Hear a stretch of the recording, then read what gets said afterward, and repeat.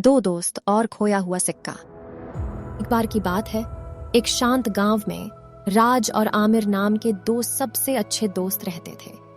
वे अविभाज्य थे और एक ऐसा बंधन साझा करते थे जिससे उनके आसपास के सभी लोग ईर्ष्या करते थे। एक धूप भरी सुबह राज को गांव के तालाब के पास खेलते समय एक चमकदार सोने का सिक्का मिला। उत्साहित होकर वह इसे आमिर को दिखाने के लिए दौड़ा। दोनों दोस्त सिक्के की सुंदरता से आश्चर्यचकित थे, लेकिन जल्द ही उनके दिमाग में एक परेशान करने वाला विचार आया। वे जानते थे कि सिक्का गांव के किसी व्यक्ति का हो सकता है और वह व्यक्ति उसे बेसब्री से खोज रहा होगा।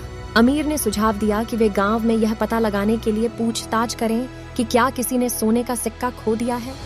वे घर घर गए और हर मिलने वाले से पूछा कि क्या उन्होंने कोई मूल्यवान चीज खो दी है, लेकिन किसी के पास सोने का सिक्का नहीं था। जैसे ही सूरज डूबने लगा, दोनों दोस्तों को अभी भी सिक्के का असली मालिक नहीं मिला था। राज को निराशा होने लगी और उसने सुझाव दिया कि वे सिक्का अपने पास रखें, क्योंकि किसी ने उस पर दावा नहीं किया था। लेकिन आमिर ने जोर देकर कहा कि वे थोड़ी देर प्रतीक्षा करें और अगले दिन अपनी खोज जारी रखें। अगली सुबह उन्होंने गांव की बुजुर्ग दादी लीना नाम की एक बुद्धिमान और सम्मानित महिला से मिलने का फैसला किया। उसने उनकी कहानी ध्यान से सुनी और गर्मजोशी से मुस्कुराई। उसने उनकी ईमानदारी की प्रशंसा की और उनसे कहा कि वह जानती है कि सिक्का किसका है। यह एक गरीब विधवा की बचत थी जो गुजारा करने के लिए संघर्ष कर रही थी। विधवा की दुर्दशा से प्रभावित होकर राज और अमीर तुरंत उसकी साधारण कुटिया में गए और सोने का सिक्का वापस कर दिया।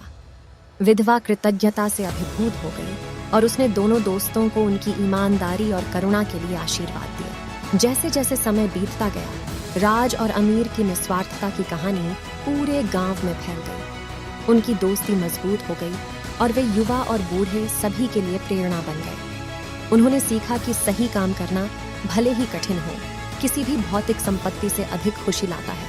और इसलिए दो दोस्त राज और आमिर दोस्ती, ईमानदारी और दयालुता के उदाहरण के रूप में अपना जीवन जीते रहे और एक ऐसी विरासत छोड़ गए जिसे आने वाली पीढ़ियों के लिए संजोया जाए।